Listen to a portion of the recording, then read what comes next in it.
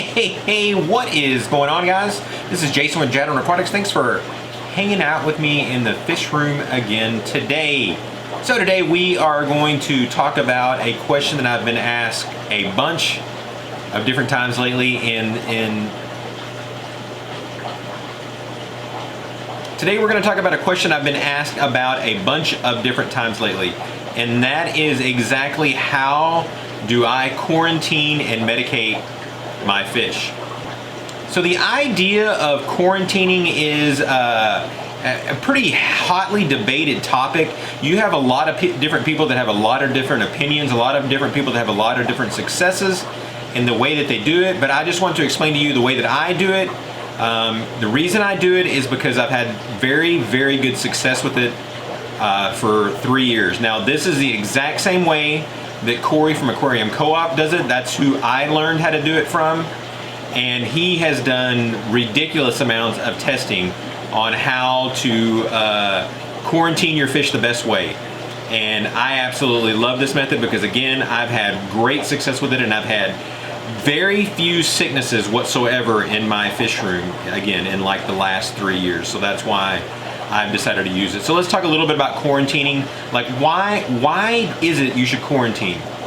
First of all, the majority of fish that come in from the wild, which is most of the fish that you buy, which are wild caught fish, they're almost all coming in with some type of disease, parasite. They almost all have something. And a lot of the problems is that, you know, they'll bring a whole bunch of fish in and they'll put it into an aquarium that just had a whole bunch of fish in it before, and so those diseases and stuff just kind of get passed on. And sometimes it's just something maybe like a tapeworm or a parasite that you might not notice with the fish, but over a year or so, it may, you know, shorten the life of the fish, and you never really knew it was actually there. So, but by using these medications, you have the ability to try to knock out some of these things. Now, a lot of people are against medicating your fish altogether. Some people will just take a tank, set it aside, put their fish in there for 3 months, and they'll watch it to make sure everything is okay.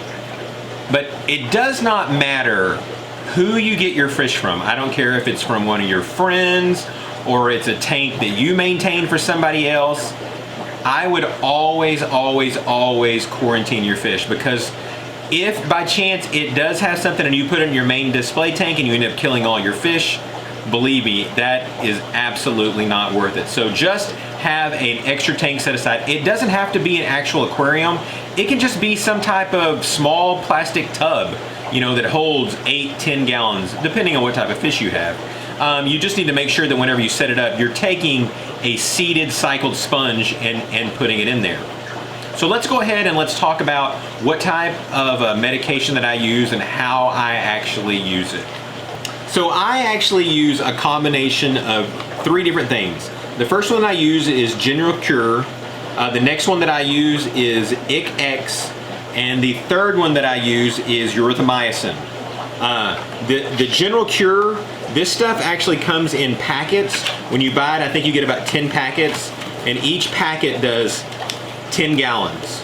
So let's say I get some fish in, I put all those fish that I just got into a 10-gallon tank, I pull off one of these, I dose with 1 cap full of this, and this, I use so much of this, I bought it in this big container, but you can get it in the same package as this, so that you're just putting packages. So you would put 1 package of the Erythromycin in there also.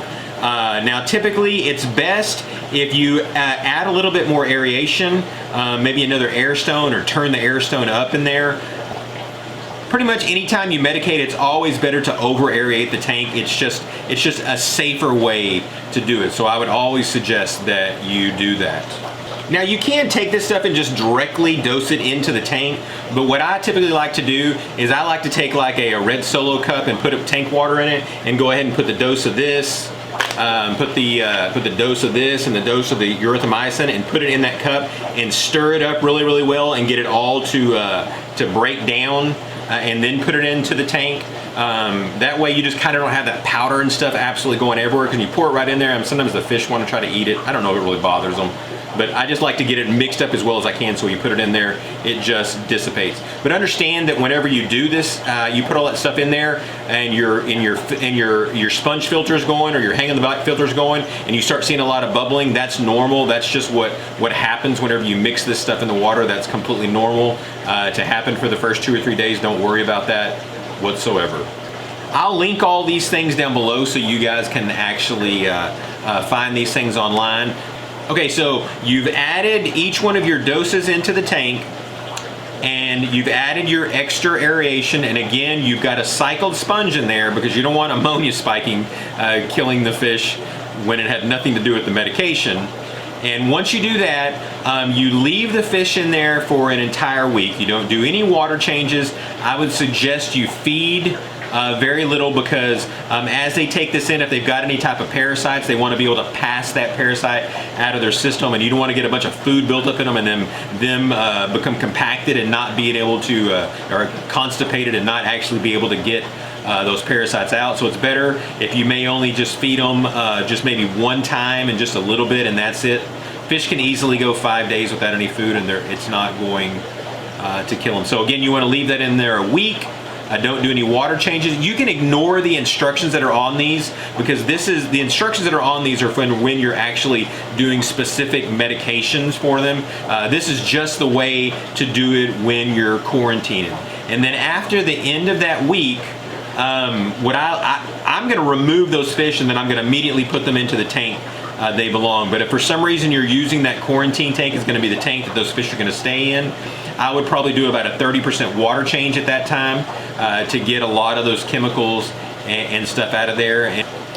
Now, each one of these things handles something different. So the ick X is mainly for if they're carrying any type of ick, it'll take care of that. There's a few other type of things that it handles. And these two guys right here work together to take care of all the different parasites or fungus or internal and the external things, all the different things that you can possibly run into. These guys will handle almost all of them. And I know people are going to ask the question like, well, I don't typically use ICX. What if I use RidX instead? Just so you know, this combination is what Corey has spent thousands of hours putting together. So if you use something different, I don't know if that stuff is going to work as well as this stuff. It's kind of like if you take medication and you just want to throw a third medication in there. You don't know how that thing is going to interact with each other. So these are the three things that he has used that work successful. So I would suggest that you don't try to mix anything else in there. So let's say at the end of the week you have this massive ick break out on all of the fish. Then you now want to grab this thing and you want to read the instructions, and you want to go ahead and dose this thing based upon what it says for treating ick, doing the water changes and the temperature changes and everything that goes along with it. So now you're not doing quarantining, you're medicating with this. So I hope you guys have enjoyed this video. I hope you've learned a little bit of something and the importance of quarantining. You absolutely always want to quarantine. There are no exceptions. You guys got any questions or comments? Be sure and leave them down below. So thanks again, guys, and God bless.